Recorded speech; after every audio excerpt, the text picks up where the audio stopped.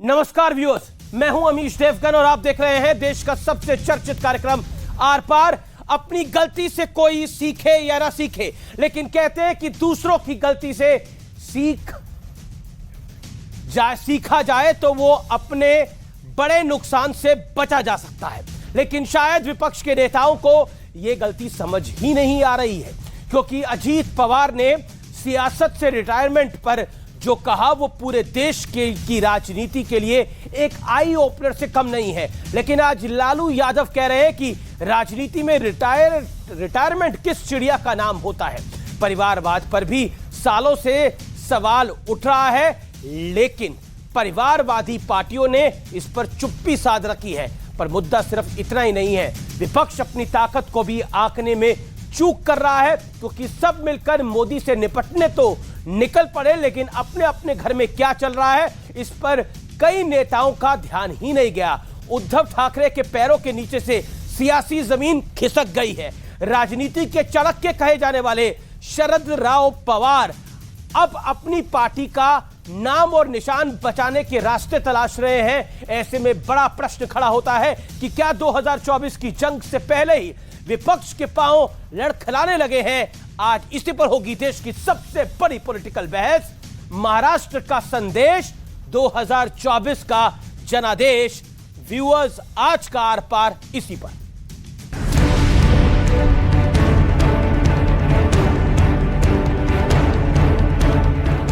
कुनबा बिखरता जा रहा है, ताकत घटती जा रही है, लेकिन निशाना 2024 पर टिका है। पार्टी टूटते ही शरद पवार बोले, हमें मोदी को हराना है। और अब लालू यादव को सुनिए। ब्लड टेस्ट कराने का दिल्ली में ही होता है, इसलिए हम जा रहे हैं ब्लड टेस्ट। इसके बाद से लौट के आना है, जाना है बंगलुरु, जाना है सब। नरेंद्र मोदी की विदाई का तैयारी कराना है। लालू जी अच्छा चेकअप कराएं, स्वस्थ हो जाएं, उनका ऑपरेशन हुआ है, और विदाई की बात भूल जाएं। अभी उनको बहुत चिंता करनी है। चारा घोटाले की अपील की सुनवाई होनी है, रेलवे घोटाले में नई चार्जशीट आ गई है। लेकिन महाराष्ट्र से जो दो बड़े संदेश निकले हैं, उसे शायद विपक्ष इग्नोर कर रहा है। महाराष्ट्र का संदेश नंबर 1, सियासत में रिटायरमेंट जरुरी है।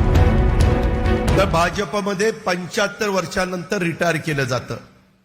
अडवाणींची उदाहरण घ्या, मुरली मनोहर जोशींचं उदाहरण घ्या, 82 झालं, 83 झालं। तुम्ही कधी थांबणार आहात का नाही? महाराष्ट्र का संदेश नंबर 2, परिवारवाद की पराकाष्ठा नहीं चलेगी। का अशा प्रकारचं चित्र राज्यामध्ये निर्माण केलं जातं? काय आम्ही कुणाच्या पोटी जन्माला आलो नाही, ही चूक आहे आमची। लेकिन लालू यादव को सुनिए, जो कह रहे हैं कि राजनीति में रिटायरमेंट किस चिड़िया का नाम है। उनके कहने से रिटायर हो जाएगा। वो बूढ़ा आदमी रिटायर होता है कभी, राजनीति में रिटायर नहीं होता। लेकिन बड़ा मुद्दा यह भी है कि अजित पवार खुलकर ये कह चुके हैं कि देश में पीएम मोदी का करिश्मा है। 2024 में बीजेपी की वापसी भी तय है। अजित पवार का दावा है कि खुद शरद पवार भी ये बात कबूल कर चुके हैं। ऐसे में बड़ा सवाल यही है कि जो महाराष्ट्र में हुआ, क्या वही पूरे राष्ट्र में भी होने जा रहा है। आज इसी पर होगी देश की सबसे बड़ी बहस। महाराष्ट्र का संदेश, 2024 का जनादेश।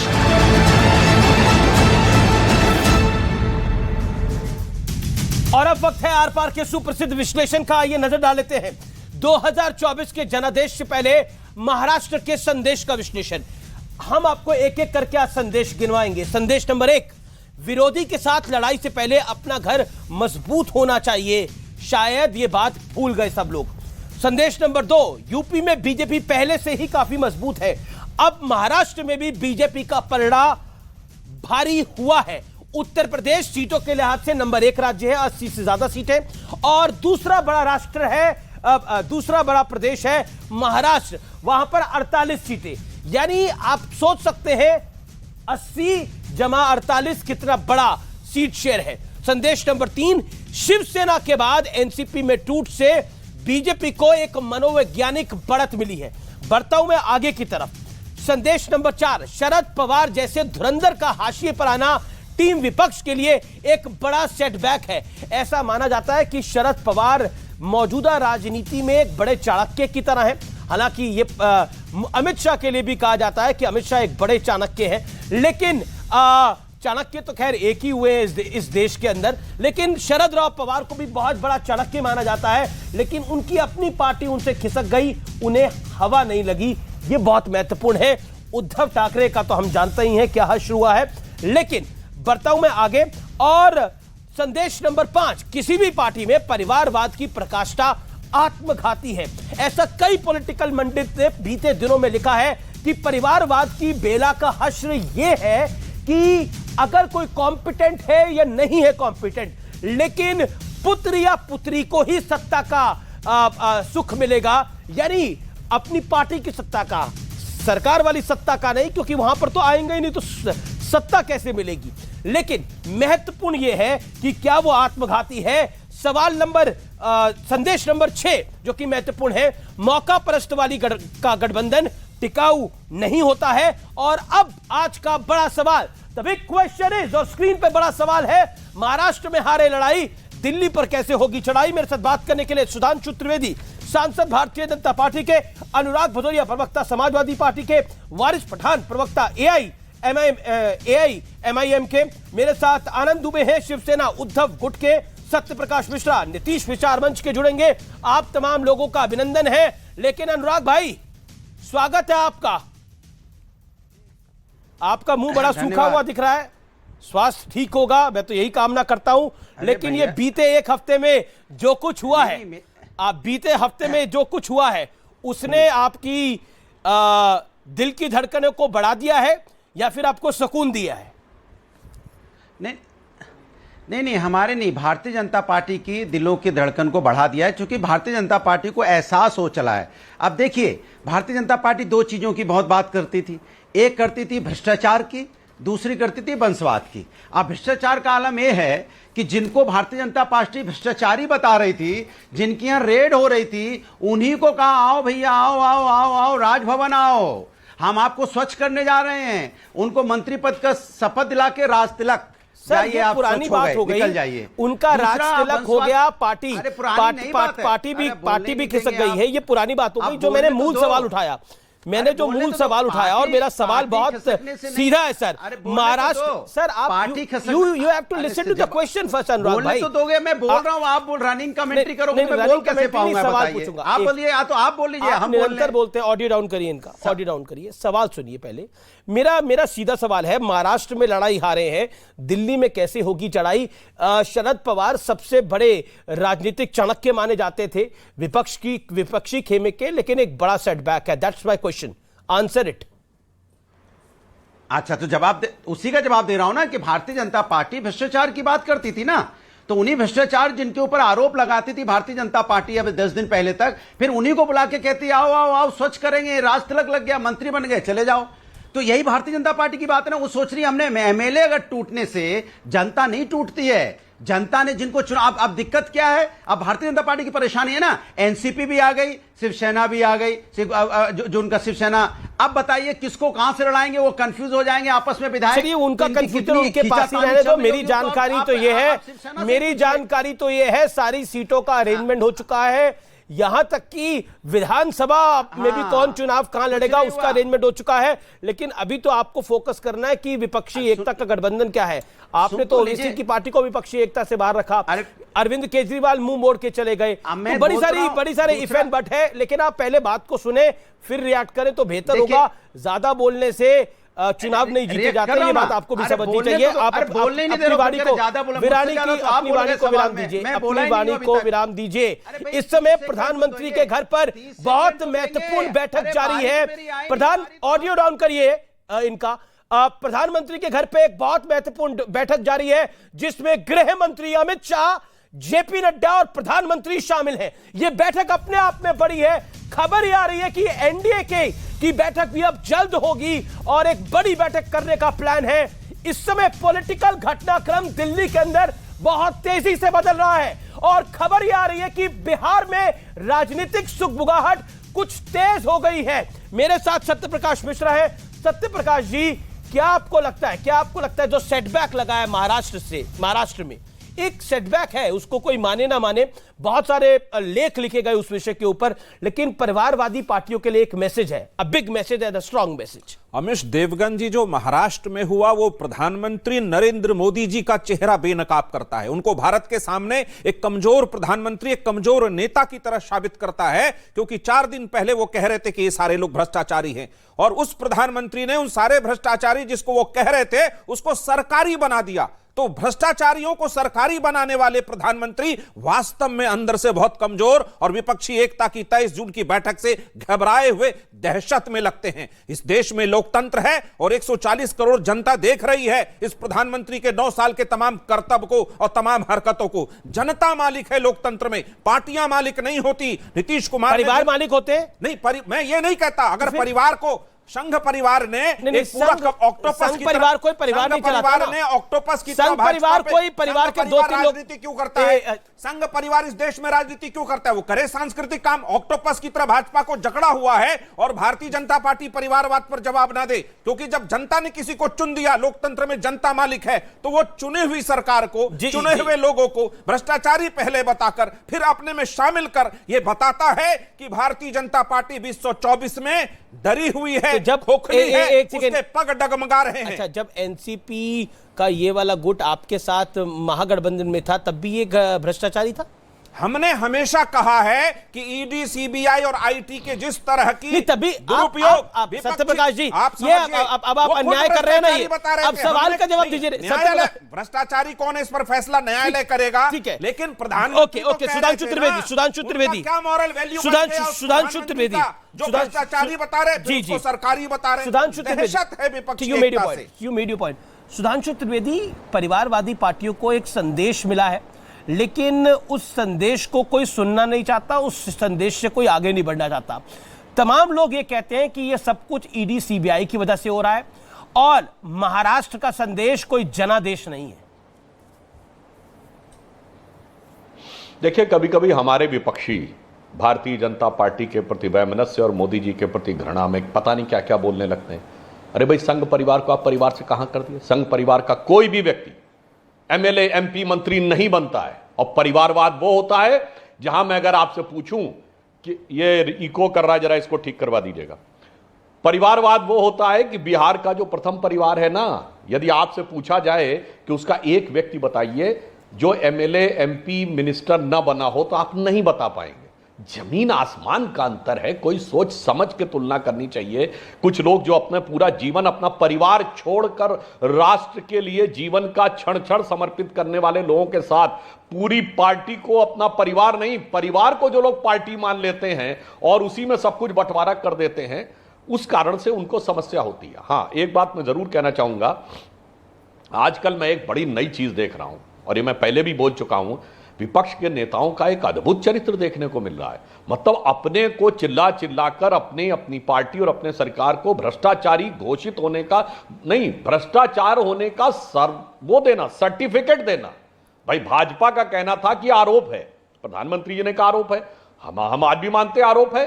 जांच होने के बाद यह बात दूध का दूध पानी का पानी होगा कि व्यक्ति ने भ्रष्टाचार किया अथवा नहीं। मगर ये तो कहते थे ऐसा कुछ हुआ ही नहीं, आज कहते हैं ऐसा ही हुआ था। गजब है भाई। आपकी पार्टियों का, सरकारों का ऑफिशियल स्टैंड ये रहता है कि ऐसा कोई घोटाला था ही नहीं, और आज कहते नहीं घोटाला था, हमारी सरकार ने किया था, हम बहुत बड़े भ्रष्टाचारी थे, हमारे जो मंत्री थे उन्होंने किया था, हमारे जो मुख्यमंत्री ने किया था। और फिर इसके बाद नहीं, ये सुनिए, या अगले चरण पे आते हैं, फिर कहते हैं, फिर ये दिखाते हैं कि इनके नेता, इनकी पार्टी के लोग नैतिक दृष्टि से कितने कमजोर हैं कि साहब वो डरकर पार्टी छोड़ के चले जाते हैं। मतलब क्या साबित करना चाहते हैं? अपनी पार्टी, अपनी सरकार की ऐसी एलानिया बेइज्जती करने का उदाहरण आपको भारत की राजनीति में नहीं मिलेगा। मान्यवर, मैं एक बात कहना चाहता हूं, जो आप कहना चाहते हैं ना जो झूठे और फर्जी केस क्या होते हैं, जैसे आप लोगों ने लगाए थे हिंदू आतंकवाद के, कितने लोग हमारे पार्टी छोड़ के चले गए थे बताइए? गुजरात के कितने मंत्रियों विधायकों पे आपने झूठे केस लगाए, गया कोई पार्टी छोड़ के? इमरजेंसी की बात करिए, 2-2 साल जेल में रहे, कोर्ट जाने का भी ऑप्शन बंद था, गया कोई छोड़ के? अंतर होता है। हकीकत यह है कि आप सब भ्रष्टाचार के गुनहगार हैं और 2014 से पहले भी एक पार्टी बता दे जिसका नेता एजेंसी और कोर्ट कचहरी का चक्कर न काटा हो। हकीकत यह है, इसलिए अपनी कम से कम अपने मुंह से इतनी बेइज्जती मत करिए जो सारे लोग आजकल सामूहिक रूप से करने में लगे हैं। ठीक है, मोदी जी के प्रति घृणा होगी, भाजपा। महेश तपासे मेरे साथ हैं, तो इज्जत का ध्यान जी। एनसीपी से महेश तपासे मेरे साथ है। महेश जी, आपके पास मैं आता हूं और आपसे सवाल पूछता हूं, आप शरद पवार गुट में हैं या फिर आप अब अजीत दादा पवार के गुट में हैं? यानी आप एनसीपी में हैं या फिर शरद पवार गुट में हैं? वो उसके हिसाब से सवाल होगा, बताइए महेश। बुलाने के पहले शायद आपकी आवाज आ रही है आपको मेरी महेश जी? आपकी जानकारी के लिए बता दूं, आपके साथ आप शरद पवार के साथ हैं। एक बात बताइए, अगर महाराष्ट्र में ही इतना बड़ा खेल हो गया है शरद पवार के साथ, तो देश की राजनीति में क्या होगा फिर? सेटबैक तो बड़ा है। आप तो विपक्षी एकता कर रहे थे, घर में क्या हो रहा था यही नहीं पता था।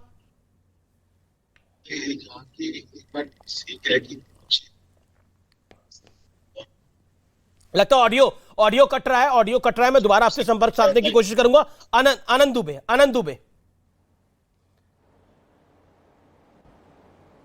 जी, आनंद जी बोलिए। महाराष्ट्र, बिहार और पश्चिम बंगाल में तीनों राज्यों में भारतीय जनता पार्टी बहुत कमजोर हो गई है।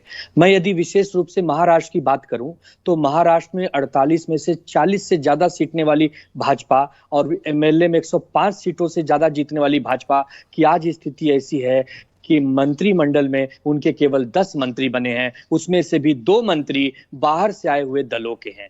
तो आज भारतीय जनता पार्टी आपसी जो उनके अंदर उलझन है उसमें उलझी हुई है। ये मैं नहीं कह रहा। आप विपक्ष की उलझन के बारे में बताइए ना।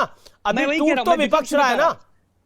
नहीं, मैं वही बता रहा हूं। थोड़ी टूटी है महाराष्ट्र के अंदर या देश के अंदर। नितिन गडकरी साहब बीजेपी के एक बहुत बड़े नेता हैं, हमारे राज्य से आते हैं। उनका आज का बयान है कि आज की यह देश में जो टूट और फूट की राजनीति हो रही है, इससे जनता परेशान है। ये हमारे समय नहीं होता था। हम 18 साल महाराष्ट्र के विधिमंडल में सदस्य थे, लेकिन हमारे मतभेद होते थे, लेकिन मनभेद नहीं होते थे। तो गडकरी जी कह रहे हैं, सुब्रमण्यम स्वामी जी कह रहे हैं कि महाराष्ट्र में 2-5 दिनों के अंदर एकनाथ शिंदे जी के कुछ समर्थक उद्धव ठाकरे जी से मिल जाएंगे, क्योंकि वो निराश चल रहे हैं, वो परेशान चल रहे हैं। जब मिलेंगे तो तब की तब बात करेंगे, लेकिन अभी के हालात पे तो बात करो।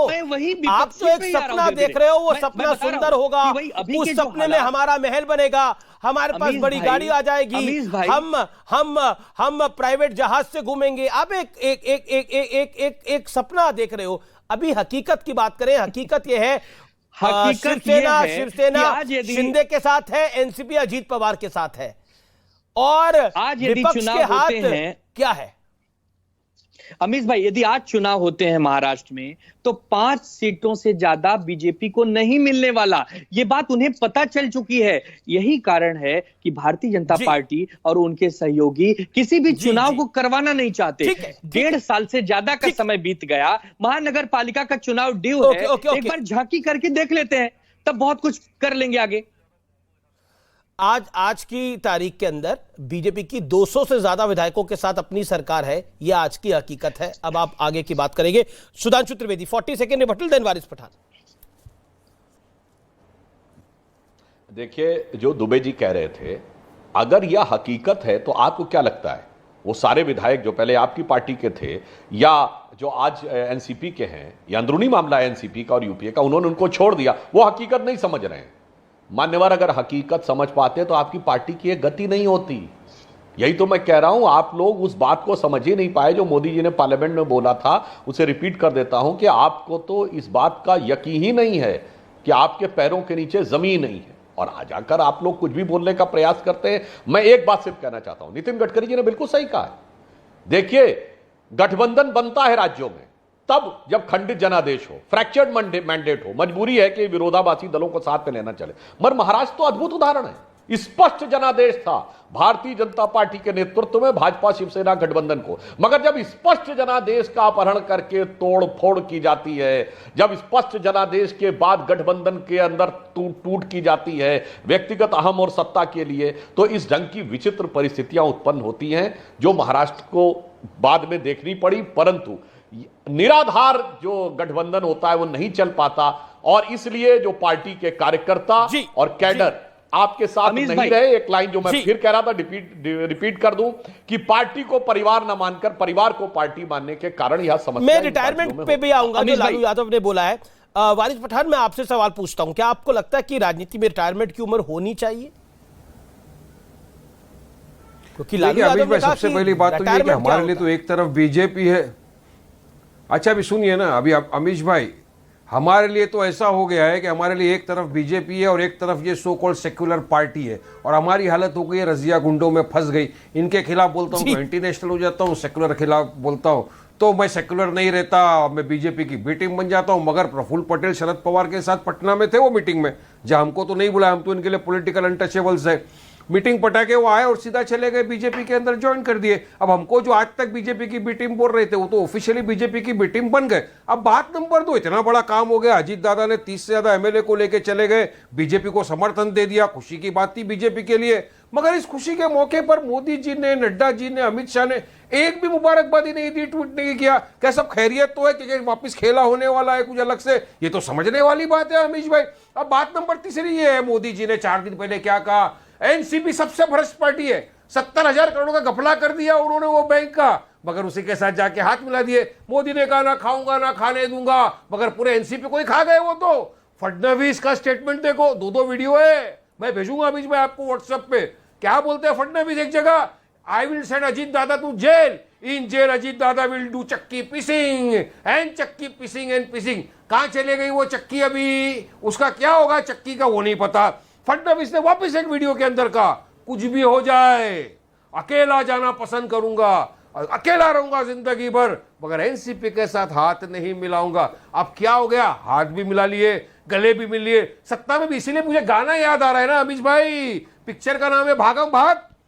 ना बीवी ना बच्चा ना बाप बड़ा ना मैया, the whole thing is that भैया सबसे बड़ा रुपया, ईडी सीबीआई का डंडा, चाचा भतीजे का नहीं, भतीजा चाचा का नहीं। वक्त इतना खराब चल रहा है अमीश भाई, देखिए क्या हो रहा है देश में, और बदनाम हमको। अब देखना ये है कि जो बीटिंग कर रहे थे, ये इनका होगा क्या आगे। ठीक है, इनको आपने इनको बुलाया नहीं सत्य प्रकाश, और इनको आप बी टीम कहते हैं। इनके विधायक आप लोगों ने अपने यहाँ शामिल करवा लिए सारे। तब कितने पैसे दिए थे इनके विधायकों को? हम किसी को ना बी टीम कहते हैं और हम किसी विधायक को पैसे दे करके कुछ करते हैं। वो विधायक पहले भी बिहार की राजनीति में आरजेडी और जदयू के साथ रहे हैं, वो विधायक वापस अपनी जगह पर गए। बीजेपी पैसों में ले रही है और आप पैसों में नहीं ले रहे हो। आप इस चीज को समझिए, हम कांग्रेस राजस्थान में पैसों में नहीं ले रही। हमने कोई आधी रात किसी को मंत्री नहीं बना दिया, वहां पे सबको 9 लोगों को बुला तो बड़ी दोपहरी में मंत्री बनाया है, 9 लोगों को बुला करके मंत्री बना दिया, उप मुख्यमंत्री बना दिया। 4 दिन पहले कह रहे थे चक्की पीसिंग और ये बहुत करप्ट लोग हैं जी। आप समझिए, आदरणीय प्रधानमंत्री नरेंद्र मोदी का दुमुहापन देखिए कि जैसे शामिल हो गए तो अब वो दूध के धुल गए। हेमंत विश्व शर्मा को आज तक जांच बंद कर दी, ऐसे इन पर जांच बंद। समस्या ये है इस देश। आबिश भाई इन्होंने झूठ कहा, इन्होंने कहा हमने किसी को रातों रात मंत्री पद नहीं दे दिया। इन्होंने क्या कहा अभी झूठ कि हमने रातों रात किसी को मंत्री पद नहीं दे दिया, गलत बोल रहे हैं। बिहार में जब इन्होंने हमारे 4 विधायकों को तोड़ा, जब उनके ईमान को खरीदा, अरे किसी को नहीं खरीदा, आप गलत जानकारी रख रहे हैं। क्या हुआ तब? कुछ नहीं, तब सब अच्छा है, अरे सब गंदा है। गलत जानकारी रख रहे हैं कि नहीं मंत्री? चलिए बताइए। बिल्कुल किसी को बनाया, वो शामिल हुए हैं आरजेडी में, चेक करके आइए मंत्री बनाया। आधी रात मंत्री नहीं बना दिया, जिस तरह महाराष्ट्र की घटना हुई। आपके विधायक उधर गए आरजेडी में, वो उनका स्वागत किया आरजेडी करके। हाँ, कान पकड़ के माफी मांगना पड़ेगा सबके सामने, टीवी के चैनल पे बैठ के बोलो मांगेंगे माफी। अरे उसको आधी रात किसी ने मंत्री नहीं बनाया क्या? वारिस पठान आप कुछ भी बोलते चले जा रहे हैं। बनाया वो लोग पहले भी राजनीति जैसा आपके ज्वाइंट साथ किया नहीं मंत्री करते बना थे। दिया उसको। आपका जो प्रदेश क्या- अध्यक्ष था वो तो जदयू की राजनीति क्या हमेशा अरे करता कैसा रहा, नहीं, आपको हमारी मालूम ही पार्टी नहीं के है, फुटबॉल में आपको जीत बिल्कुल गया है। जानकारी नहीं है, हमारी पार्टी के आपको फुटबॉल बिल्कुल में जीत जानकारी गया। नहीं है, आपने उनको आपको खरीद कोई लिया। जानकारी नहीं है उनके बिहार की ईमान को राजनीति में। खरीद- और आप झूठ कुछ बोलते हैं। लोग अगर कह देते हैं आपको अरे झूठ बोलते हैं, क्या बिहार के जानकारी नहीं है मेरे को? क्योंकि हाँ? आपकी आप हरकतें मुसलमानों के वोट इतनी नीतीश कुमार सांप्रदायिक नगर में होती गए क्या? चली जाती है कि लोगों को गए दिक्कत गए होता है क्या? आपसे बात करने गए में, आपके नीतीश बयानों कुमार गए पर। क्या? वारिस नहीं पठान गए, क्यों नहीं साहब गए? एक बात समझ मुसलमानों के लीजिए, वोट चाहिए। महाराष्ट्र टोपी की पहन के घटना पूरी आते तरह हैं, अलग है। वारिस साहब आप होल्ड करिए ना, 30 सेकंड बोलने दीजिए। ओके, आप अपनी बात को रखिए। देखिए, बिहार में उनके विधायक आरजेडी जेडीयू में मेरे पहले भी आदमी राजनीति बोलेगा, करते रहे, वो मिनिस्टर चले बनाया गए, लोग ने। उनको मंत्री नहीं बनाया आधी रात बुला करके। दूसरा पॉइंट, प्रधानमंत्री अच्छा, राजनीति में रिटायरमेंट की कोई उम्र नहीं होती? राजनीति जो लोग मुस्तैदी से करते चले जाए उनके लिए क्या रिटायरमेंट? सुधांशु, इसका जवाब, सुधांशु इस बात का जवाब। लालू यादव कहते हैं रिटायरमेंट क्या होती है? रिटायरमेंट लेने की तो कोई बात ही नहीं है। अटल जी ने भी अजीब रिटायर, पर अटल जी रिटायर हो गए थे। नहीं, 2004 के बाद रिटायर, ना 2004 के बाद अटल बिहारी वाजपेयी रिटायर्ड थे, ही वाज एट होम। लेकिन एल के अडवाणी रिटायर हुए, 2004 के बाद मुरली अटल मनोहर कोई जोशी पद नहीं रिटायर है। हुए, हमने रिटायर होते हुए लोगों किसी को पद पे देखा नहीं है। रहे। पीवी नरसिम्हा राव रिटायर हुए, उन्होंने मनमोहन सिंह 2004 रिटायर हो गए। पहले कहा, okay, make your point. Retire ना रिटायर। ओके, सुधांशु। हाँ, वो प्रधानमंत्री के समय कहा था, प्रधानमंत्री पद से हटने के बाद उन्होंने भाजपा में कोई पद नहीं रखा था। मगर हम कहना चाहते हैं, जो लालू प्रसाद यादव जी के बारे में बात करें, अभी देखिए वो जानते क्या है, लालू प्रसाद यादव जी की पार्टियां या इनके जैसी जो पार्टियां हैं, ये तो शी जिनपिंग मॉडल पे चलती हैं। जैसे अभी नहीं 2 साल पहले शी जिनपिंग ने संविधान संशोधन करा के अपने को हमेशा के लिए राष्ट्रपति रहने का चाइना के संविधान में संशोधन कर लिया था। वो संविधान संशोधन इन सारी पार्टियों में है, इसलिए रिटायरमेंट का सवाल ही नहीं। ये तो भाई उस सिस्टम में बिलीव करते हैं ना कि जब तक रहेंगे हम रहेंगे, उसके बाद हमारा परिवार रहेगा। तो परिवार तो यथावत रहेगा, वो शाश्वत रहेगा अगर पार्टी रहेगी तो। तो इसलिए इनके यहाँ परिस्थिति ये नहीं है। मोदी जी खुश नहीं है क्या इस गठबंधन से? इसीलिए नड्डा जी खुश नहीं है इस गठबंधन से, अमित शाह खुश नहीं है, एक और बात अजीत पवार को ज्वाइन कर लिया।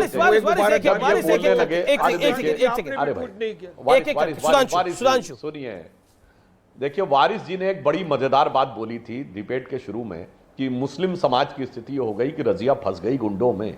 कुछ हद तक मैं उनकी बात से सहमत हूं। जिस ढंग से बरगला कर सब लोग मुस्लिम समाज को कैप्टिव बनाना चाहते हैं अपने में, वो हद तक सही है। मगर वारिस भाई, आपके साथ भी स्थिति जानते क्या है? आपका लेना एक ना देना दो महाराष्ट्र में। खाम एक कहावत है, बेगानी शादी में अब्दुल्ला दीवाना। मतलब आप आके खामखा में ताली पीट रहे हैं। अरे हमारे 4 को लेके चले गए, कुछ लेना एक ना देना दो। महाराष्ट्र में हमारे 2 एमएलए, खासदार है, तो हमारा कुछ स्टेक नहीं है। महाराष्ट्र में हमारा एक खासदार है, 2 एमएलए है, मैं खुद एमएलए रह चुका हूं महाराष्ट्र का। मैं ये कह रहा हूं कि सरकार किसी की भी बने, हम लड़ रहे, आपका तो कुछ भी स्टेक नहीं था। 2 एमएलए वाली पार्टी थी, मगर आके आप भाषण ऐसा दे रहे हैं कि जैसे 200 एमएलए के ऊपर जो हुआ है वो सब आप तय करने वाले हैं। और आपने खुद बोला कि ना आपको विपक्ष में किसी ने बुलाया, ना सत्ता पक्ष में किसी ने बुलाया। इसीलिए तो मैं कह रहा हूं, अब टीवी डिबेट पे आए तो कुछ ना कुछ बोलना था। मगर एक बात कहूंगा अमीश जी, जो बात बोली वारिस पठान ने, वो तो कलेजे को चीर गई होगी सत्यप्रकाश जी के भी। वाह भाई वाह, दूसरी पार्टी के एमएलए आपकी पार्टी में आए तो हृदय परिवर्तन। और अगर आपके ही या अन्य पार्टियों के लोग दूसरे में चले जाएं तो साहब वो सबसे बड़ा अपमान, तिरस्कार और लोकतंत्र की हत्या। जब ऐसे आप उदाहरण देने लगते हैं तो कई बार आईना हमें दिखाने की जरूरत नहीं पड़ती है, अपने कर्मों से ही आपको आईना खुद दिख जाता है। जी, लेकिन ये जो विपक्षी एकता को पलीता लगा, मैं इस शब्द को बार बार इसलिए बोल रहा हूं कि लगातार लगता जा रहा है, तो कहां जाके रुकेगा? देखिए, कहीं ना कहीं नरेंद्र मोदी की जो दूसरी कार्यकाल है उसमें वो विफल साबित होते जा रहे हैं और विपक्षी एकता लगातार जो उनकी नीतियों पे संघर्ष करती आ रही है, तो वो जो इकट्ठा हुई उससे वो घबराए। प्रफुल्ल पटेल ने एक बात बोली, घबराए। एक सेकंड सर, अगर आप सुन लेंगे तो आप तो अनुराग भदौरिया नहीं है, तो इसलिए मैं आपसे सवाल पूछ सकता हूं। अरे जी बताइए। जी, तो सर मेरा आपसे सवाल है कि जब प्रफुल्ल पटेल ने बोला कि विपक्षी एकता की जब बैठक हो रही थी तो मुझे हंसी आ रही थी, ये लोग कैसे मोदी के सामने लड़ेंगे, किसी का एक सांसद है, किसी का एक भी नहीं है, और वहां पर जिस तरह की बातें चल रही थी उसको सुनकर तो और ज्यादा हंसी आ रही थी मुझे। नहीं, प्रफुल्ल जी अब बाहर निकलकर क्या कह रहे हैं, चूंकि वो तो अब दूसरी तरफ चले गए, तो उनके बातों को अब सीरियस तो नहीं लेना चाहिए, लेकिन प्रेस कॉन्फ्रेंस में जिस तरह से विपक्षी एकता के तमाम लोग सामने आए और एक साथ बैठ करके, सिवाय केजरीवाल जी और स्टालिन जी नहीं थे उसमें, एक साथ बैठ करके ये कहा कि हम लोकतंत्र को बचाने के लिए इस सरकार से लड़ेंगे, इकट्ठा लड़ेंगे। एक कहावत है, 3 बुलाए 13 आए, दे दाल में पानी। यहां आपने 13 बुलाए, 3 तो पहले ही गायब हो गए, और एक मीटिंग से जाने के बाद बोलता है, अब पार्टी वहां पे टूट जाती है, और वो बोलता है कि मुझे हंसी आ रही थी। सुधांशु त्रिवेदी जी, 20 सेकंड। अमीश देवगन जी, ये लोकतंत्र है, सहमति और असहमति का लोकतंत्र है। बिल्कुल सहमति और असहमति का है, लेकिन अभी चीजें और सामने आएंगी। जुलाई की बैठक होनी थी, वो टली है थोड़ी, अभी चीजें और सामने आएंगी। जुलाई वाली बैठक टल गई है, चीजें अभी और सामने आएंगी। कहीं ये ना हो कि ओके, सुधांशु 10 सेकंड का रिप्लाई, सुधांशु 10 सेकंड का रिप्लाई, सुधांशु 10 सेकंड का रिप्लाई, बस 10 सेकंड में। मान्यवर सत्यप्रकाश जी, आप जो कह रहे हैं गठबंधन की तो एकता छोड़िए, गठबंधन के अंदर पार्टियों की एकता खतरे में पड़ गई। और उसके बाद आप कह रहे हैं, प्रफुल्ल पटेल जी ने जो एक बात कही कि 7 पार्टियां ऐसी जिनका एक सांसद, और 1-2 पार्टी ऐसी जिनका 0 सांसद, और उसके बाद भी बाहर निकलकर यह गति हो गई। मैं ब्रेक के लिए रुक रहा हूं। क्या विपक्षी एकता होगी जब पार्टियों में एकता नहीं है? राजभर कह रहे हैं समाजवादी पार्टी का भी टूटना तय है। मैं ब्रेक के लिए रुक रहा हूं, ब्रेक के बाद वापस आ रहा हूं।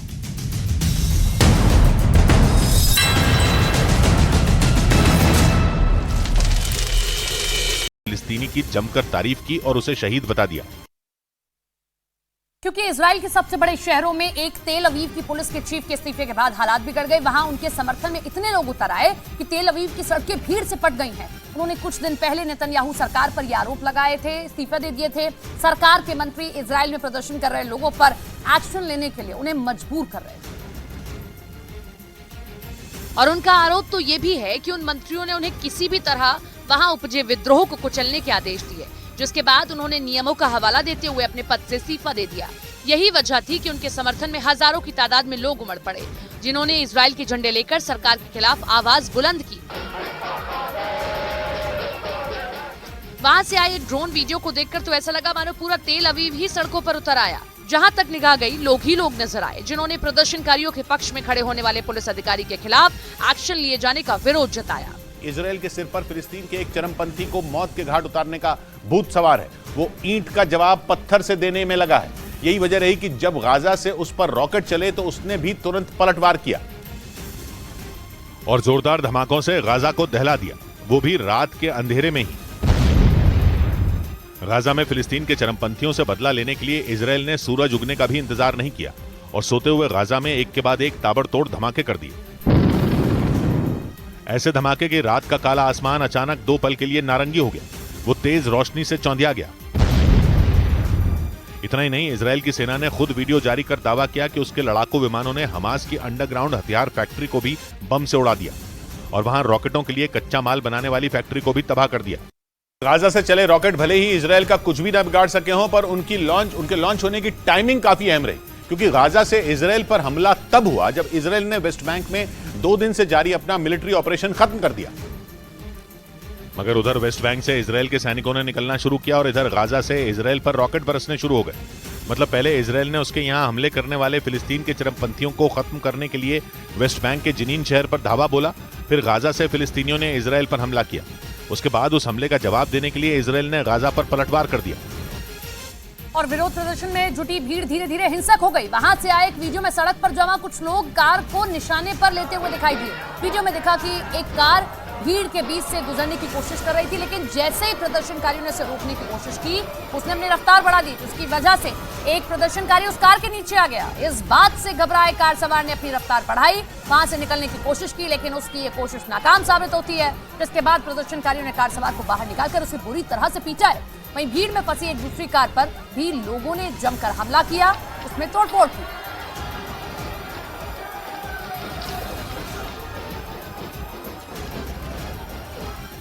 इजराइल गाजा पर इसलिए टूटा क्योंकि उसकी सेना ने दावा किया कि पहले गाजा पट्टी से उस पर रात के रॉकेटों की बौछार की गई और गाजा में बैठे फिलिस्तीन के चरमपंथियों ने इजराइल के दक्षिणी हिस्से पर 5 रॉकेट छोड़ दिए।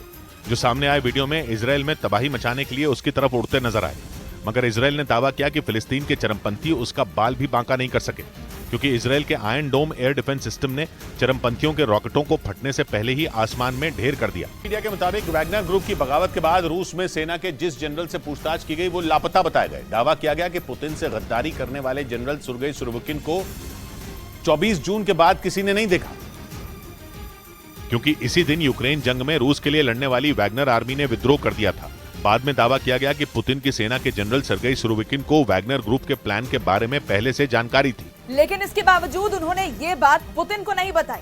इतना ही नहीं, सर्गेई सुरोविकिन पर आरोप लगे कि उन्होंने रूस के खिलाफ बगावत करने वाले वैगनर ग्रुप के लड़ाकों की मदद की थी, इसीलिए रूस की सेना के इस जनरल से पूछताछ की गई।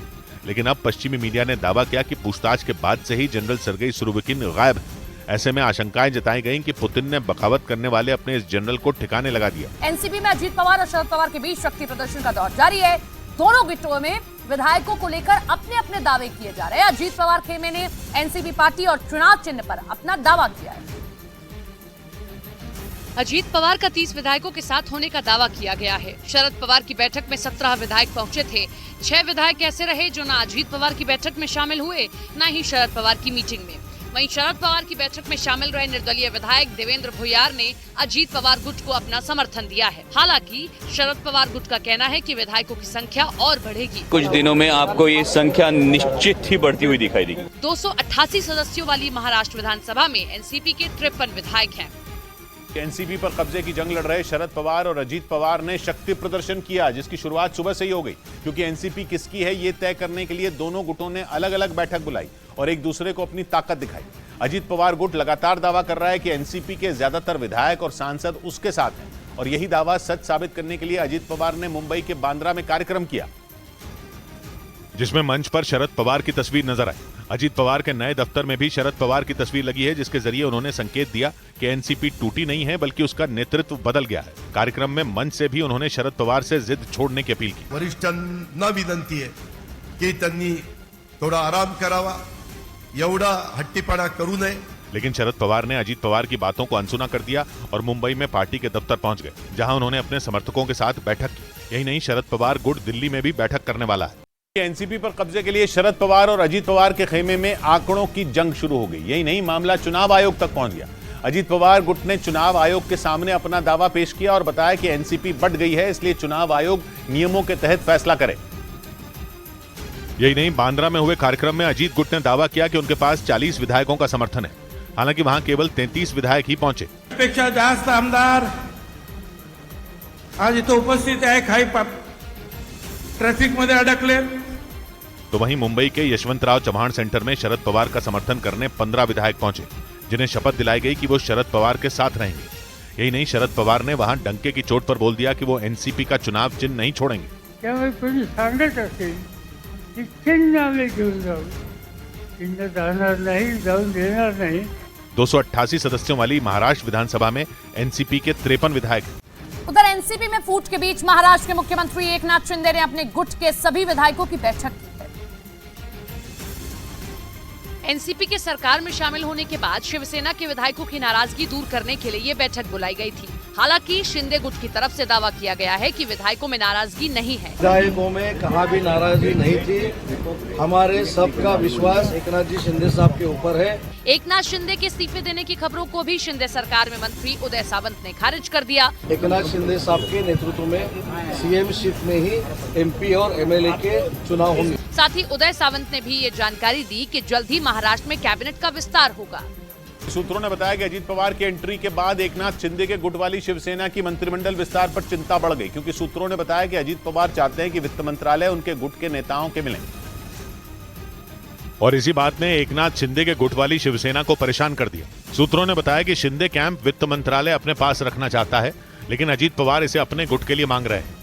इन अटकलों के बारे में जैसे ही कांग्रेस को पता चला, उसने शिंदे सरकार पर निशाना साध दिया कि शिंदे जी को हटा के अजीत पवार को मुख्यमंत्री बनाने की बात चल रही है। अजीत पवार के शिंदे सरकार का हिस्सा बनने के बाद उद्धव गुट वाली शिवसेना ने यह दावा कर दिया था कि अजीत पवार महाराष्ट्र के मुख्यमंत्री बनने वाले हैं। महाराष्ट्र में सियासी उथल पुथल के बीच अजीत पवार गुट ने बड़ा दावा किया। अजीत पवार गुट ने शरद पवार को एनसीपी के अध्यक्ष पद से हटा दिया है। अजीत पवार खेमे में एनसीपी पार्टी और चुनाव चिन्ह पर भी अपना दावा किया गया है। सूत्रों के मुताबिक शरद पवार को राष्ट्रवादी कांग्रेस पार्टी के अध्यक्ष पद से हटा दिया गया है। अजीत पवार गुट की तरफ से चुनाव आयोग को एक पत्र दिया गया, जिसमें अजीत पवार को एनसीपी अध्यक्ष बनाने की बात कही गई।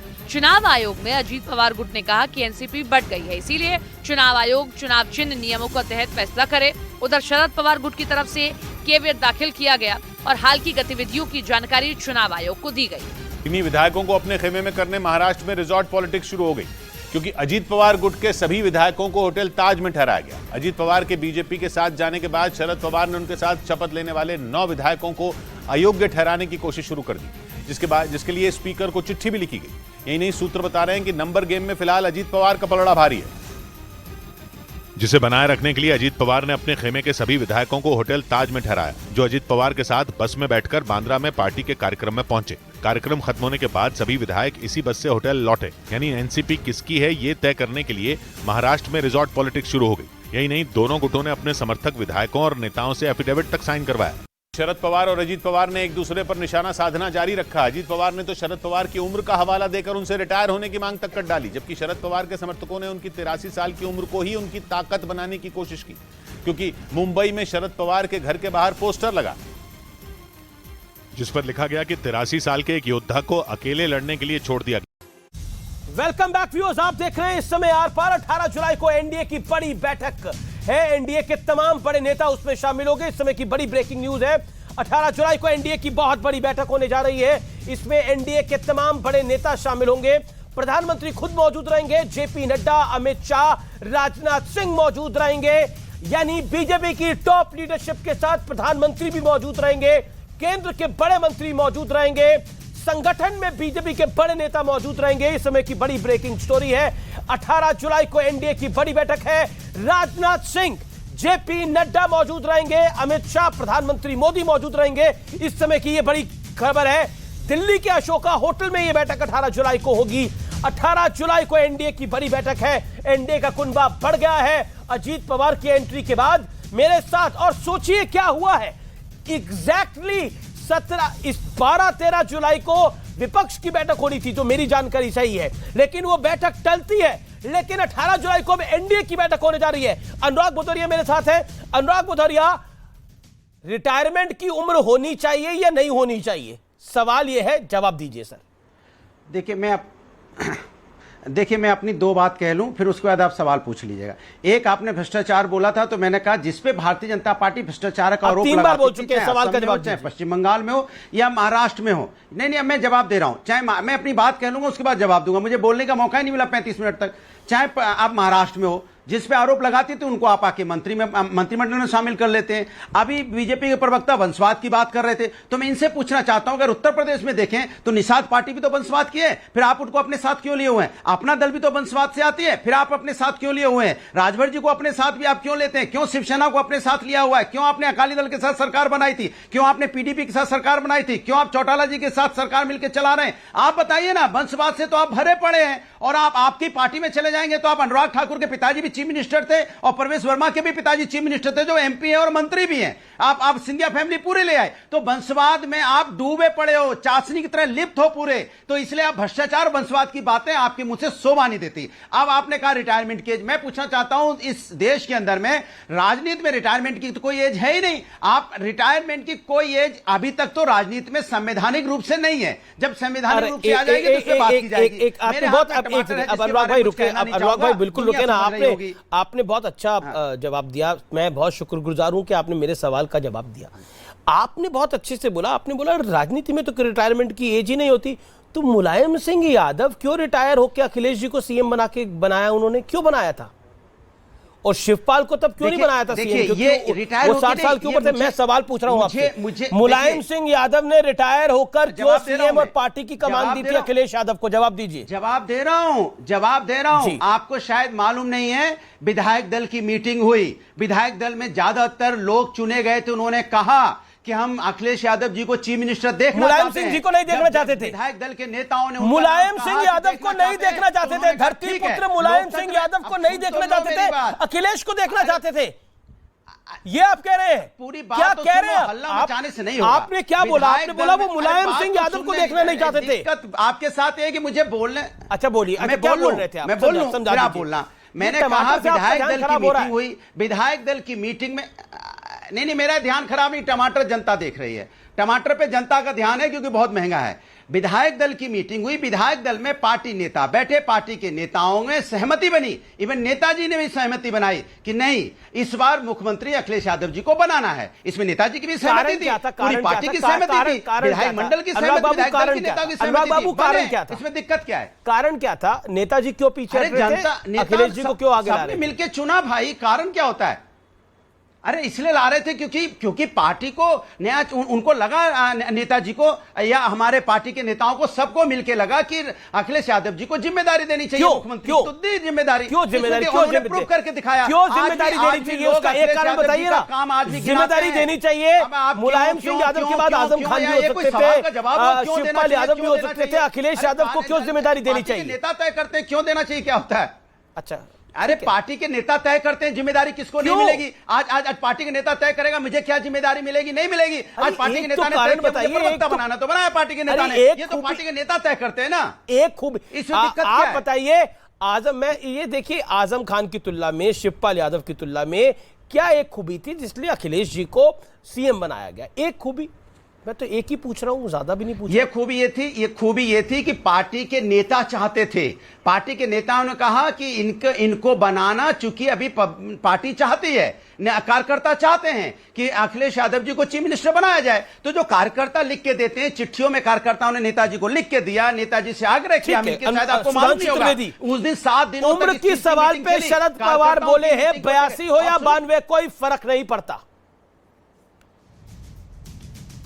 देखिए, हम ये बात जो अभी आपने पूछा और इतनी दुविधा में डाल दिया अनुराग भदौरिया जी को कि वो बेचारे टमाटर लिए हुए, खुद ही उनकी बात का टमाटर का सलाद हुआ जा रहा था, टमाटर वो बता नहीं पा रहे थे कि 37 वर्ष के। अनुराग सुनिए, सुधांशु को सुनिए आप। अरे आपका टमाटर का सलाद बन गया, 4 मिनट बोले आप। मैं पूछना चाहता हूँ आपके बीच में कोई नहीं बोला, मजबूरी है बोलना, क्या संबंधित है, क्या करें जब टमाटर हाथ में था तो बोला नहीं। Okay Sudhanshu make your point.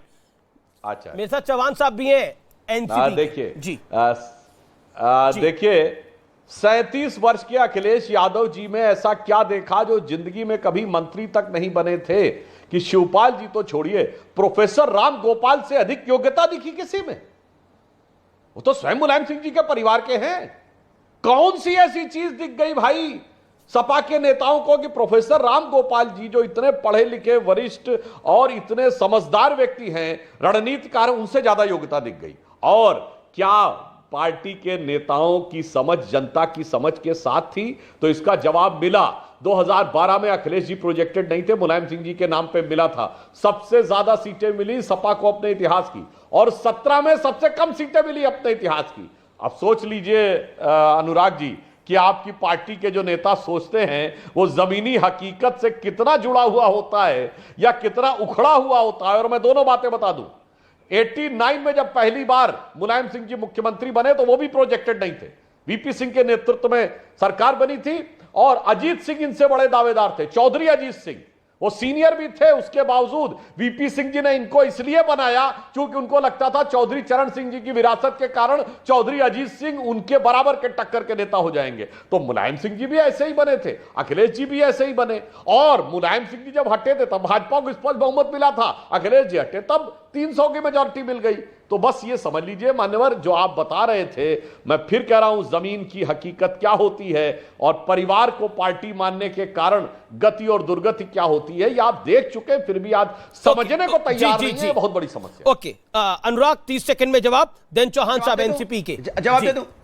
हाँ देखिए इन्होंने योग्यता की बात पूछी तो मैं कह रहा हूं 2022 के चुनाव में सबसे ज्यादा वोट, यानी सबसे ज्यादा वोट, सुनिए, सबसे ज्यादा वोट 36% वोट समाजवादी पार्टी को मिला, इसके पहले कभी नहीं मिला था। समाजवादी पार्टी में अखिलेश यादव जी ने जो काम कराया, उसी काम का नाम और नंबर बदल के आप अपना काम बता रहे हैं। चाहे वो स्टेडियम बनाया हो, चाहे 100 डायल बनाना हो, जिसको आपने 112 कर दिया। स्टेडियम में अभी अपनी पार्टी पे फोकस करिए, एक्सप्रेस में अपना अभी नाम अपनी लगाते हो पार्टी आप, पे फोकस और करिए। राजभर कह रहे हैं कि 1090 आपकी पार्टी भी टूट सकती है। अपनी पार्टी पे फोकस करिए। राजभर कह रहे हैं कि अभी आपकी पार्टी भी टूट सकती है।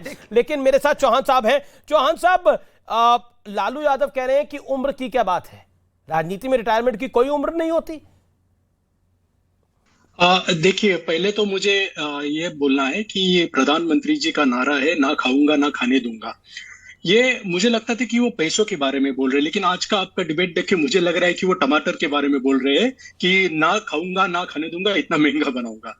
अभी दूसरी बात जो उम्र की हो रही है, वो उम्र की बात में सर आप देखिए, आपको पता है 1-2 महीने पहले शरद पवार जी ने रेजिग्नेशन दिया था। उन्होंने कहा था कि मैं रुकना चाहता हूं, लेकिन यही लोग हैं जो अजित पवार गुट में आज गए हैं। उन्होंने कमेटी बनाई थी और उन्होंने उनका रेजोल्यूशन पास नहीं किया। उन्होंने बोला आपका रेजिग्नेशन हमें एक्सेप्टेबल नहीं है, आप ही वापस अध्यक्ष रहो, आप ही काम करो। और जब उन्होंने वापस इनका सुनकर वापस आए और काम करना शुरू किए, तो इन्होंने इतनी बड़ी चुनौती इनके सामने पैदा की और अब ये चुनौती का सामना करने जा रहे हैं। तो अभी उनकी उम्र के हिसाब से उनको कहा जा रहा है कि आप अभी रुकिए, आप कितना काम करोगे, मतलब काम कैसे करें। लेकिन परिवारवाद की बेला में, परिवारवाद की बेला में एक चीज है, ये जो विपक्षी दलों का बेला था। एक सेकंड, परिवारवाद की बेला में ये जो विपक्षी दलों का, आवाज नहीं आ रही, मैं दोबारा संपर्क करने की कोशिश करता हूं।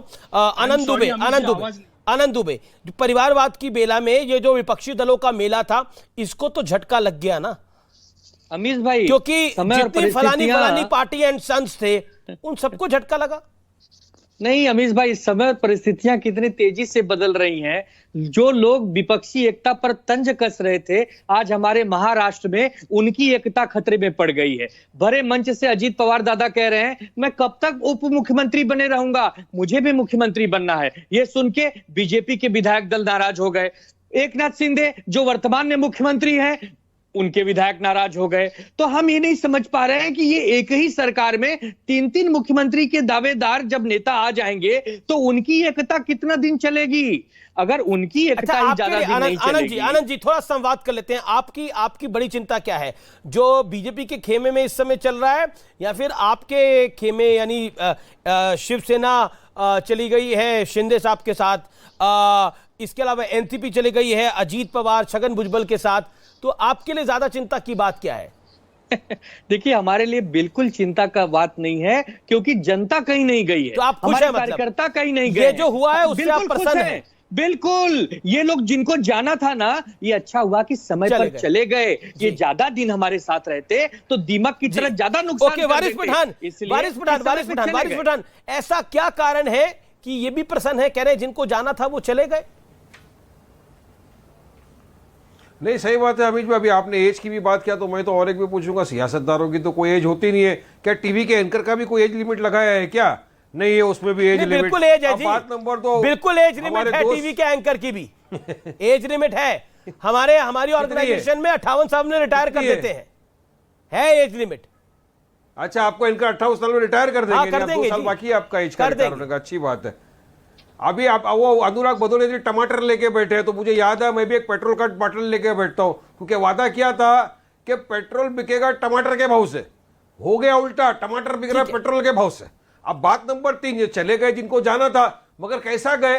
अब वहां क्या होने वाला है? एक जगह जब जमा हो तीनों, अमर अकबर एंटोनी, तो क्या होगा? ऐसा भी बताया उन्होंने। ये सब जो लफड़े वाली बातें वहां हो गई। अरे कोई अमर अकबर एंटोनी नहीं है, एक एकनाथ है, एक अजीत है, एक देवेंद्र है। अमर अकबर एंटनी नहीं है, एक एकनाथ है, एक देवेंद्र है, और तीसरा अजीत है। अमर अकबर एंटनी है नहीं। अमर अकबर एंटनी विपक्ष की मीटिंग में थे तीनों। अरे ईडी है, सीबीआई है, आईटी है, मेरा अमर अकबर एंटनी वो है। अच्छा ठीक है, जवाब सुधांशु त्रिवेदी जवाब से चले गए वहां। सीबीआई ईडी ने इसका जवाब सुधांशु बहुत अच्छा देते हैं। जेल में नहीं भेजा, उससे ज्यादा उन लोगों ने अमर अकबर एंटनी तक कहानी आ गई है। जवाब मोदी के काम देख के सुधांशु जवाब। अमर मतलब सीबीआई, अकबर मतलब ईडी, एंथोनी मतलब आईटी। चले जवाब तीनों वहां पे भेज दिया इन लोगों को। उन लोगों ने जितनों को जेल में नहीं भेजा, वहां भेजा इन लोगों ने। आज इनके मुंह से बहुत अच्छी बात निकल गई, क्योंकि अमर अकबर एंथोनी फिल्म में अंततः वो तीनों भाई बुराई पर अच्छाई की विजय के लिए ही लड़ रहे थे। बहुत सारा कंफ्यूजन पूरी फिल्म में था, अंत में जाके क्लियर हो गया था। तो आज मैं साधुवाद देना चाहता हूं वारिस पठान जी को कि इन्होंने कह दिया कि ईडी, सीबीआई और आईटी ये सारे के सारे लोग सफाई करने के लिए लगे हैं। और ऑन द लाइटर नोट में आपके प्रोग्राम में भी पहले बोल चुका हूं अमीश जी, अगर इस देश में अमर अकबर एंथोनी फिल्म याद कर ली जाए तो देश में बहुत सारी सामाजिक समस्याएं, सांप्रदायिक समस्या खत्म हो जाए, क्योंकि अमर अकबर एंथोनी फिल्म में तीनों का बाप किशन लाल ही था। बस ये बात अमर अकबर एंथोनी को समझ में आ जाए तो लड़ाई का सारा मामला ही खत्म हो जाएगा। मगर मैं एक बात और भी कहना चाहता हूं, आज विपक्ष की स्थिति जानते का जब फिल्म की बात आई तो मुझे याद आ गया, जैसे विपक्ष के भिन्न भिन्न नेता हम लोग को उपदेश दे रहे हैं, तो मुझे वो फिल्म का पुराना गीत याद आ रहा है कि बर्बादियों का शोक मनाना फिजूल था, मैं बर्बादियों का जश्न मनाता चला गया। आज विपक्ष की स्थिति है, परिवार हो नहीं पा रही है, विपक्षी के जनक क्या बैठे जवाब देंगे। सुधांशु जी राजनीति का शाकाल 2024 में मारा जाएगा, क्योंकि नाम अब्दुल भी है किसी का जो सबकी खबर रखता है। जब जमाओ तीनों Amar Akbar Anthony, ED, CBI, IT, आपने क्या बोला? एक से दोहरा देते हैं, 2024 में राजनीति का शाकाल मारा जाएगा, क्योंकि यहाँ कोई और भी है जिसका नाम अब्दुल है जो सबकी खबर रखता है, आते जाते हुए वो सब पे नजर रखता है। बिल्कुल होना भी चाहिए। एक है अब्दुल जिन्होंने कहा था 70,000 करोड़ का घपला कर दिया, इन लोगों ने फिर भी ले लिया। आपने खाऊंगा ना खाने दूंगा, पूरा एनसीपी को खा गए मोदी जी। सुनिए, यही बहुत बड़ी समस्या है। जो अब्दुल है ना, उसके पास बहुत सारी खबरें रहती थी, उन खबरों से बड़ा गड़बड़ भी होता था। अब इतनी सतर्क हो गई है सरकार, या वो सारी खबरें सरकार के पास आ गई, अब अब्दुल के पास नहीं है। इसीलिए पूरे देश में कानून व्यवस्था बहुत सही दिशा में आ गई है।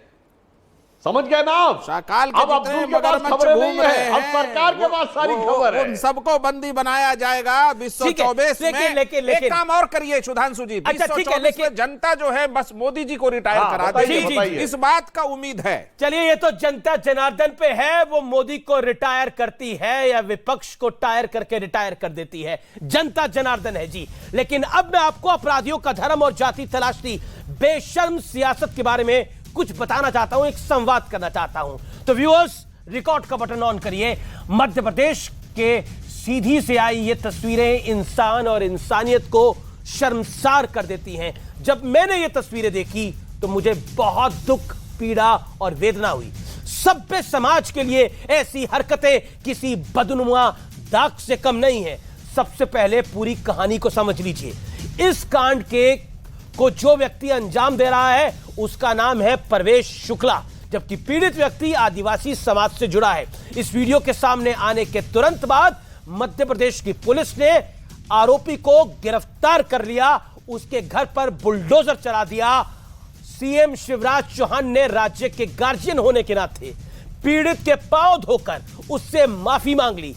यहां ध्यान देने वाली बात यह है कि आरोपी परवेश शुक्ला हिंदू है।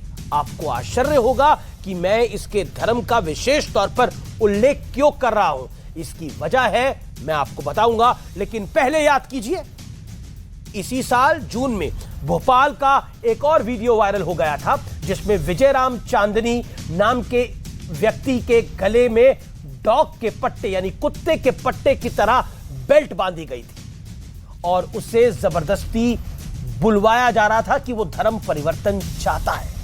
पुलिस ने फैजान, समीर और साजिद नाम के आरोपियों को गिरफ्तार कर उन पर एनएसए लगाया और उनके घरों पर हथौड़ा भी चला। यहां ध्यान देने वाली बात यह है कि तीनों आरोपी मुसलमान हैं। मैं एक बार फिर धर्म का जिक्र कर रहा हूं, क्योंकि इन दोनों वारदातों में पहली वारदात में आरोपी हिंदू है, जबकि दूसरी वारदात में आरोपी मुसलमान है। लेकिन कार्रवाई एक जैसी हुई है। आरोपियों को पहले पकड़ा, फिर उन पर एनएसए लगाया।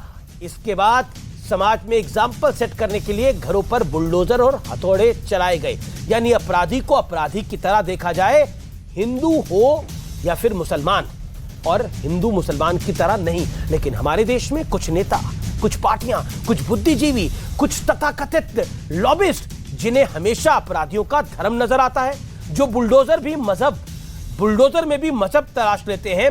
AIMIM के अध्यक्ष असाउद्दीन ओवैसी कहते हैं कि बीजेपी सरकारों के राज में बुलडोजर पर सिर्फ मुसलमानों का नाम लिखा हुआ है। मार्च 2021 में असाउद्दीन ओवैसी ने कहा यूपी में एनकाउंटर में 37% मुसलमान मारे गए हैं। अप्रैल 2022 में ओवैसी ने कहा जहांगीरपुर हिंसा के बाद बुलडोजर एक्शन मुसलमानों को सामूहिक सजा की तरह है। अप्रैल 2022 में मौलाना तौकीर रजा ने तो यहां तक कहा कि जिस दिन मुसलमान सड़क पे आएगा उस दिन किसी के संभाले नहीं संभलेगा। मई 2022 में राहुल गांधी ने कहा कि बीजेपी की सरकारें गरीबों और अल्पसंख्यकों को टारगेट कर रही है। आज ये मैं कहना चाहता हूं, कार्रवाई धर्म देखकर नहीं होती, कार्रवाई होती है गुनाह देखकर और सजा भी गुनाह देख के मिलती है। इसलिए किसी गुनाहगार का धर्म नहीं देखना चाहिए। फिलहाल आर पार में इतना ही। नमस्कार।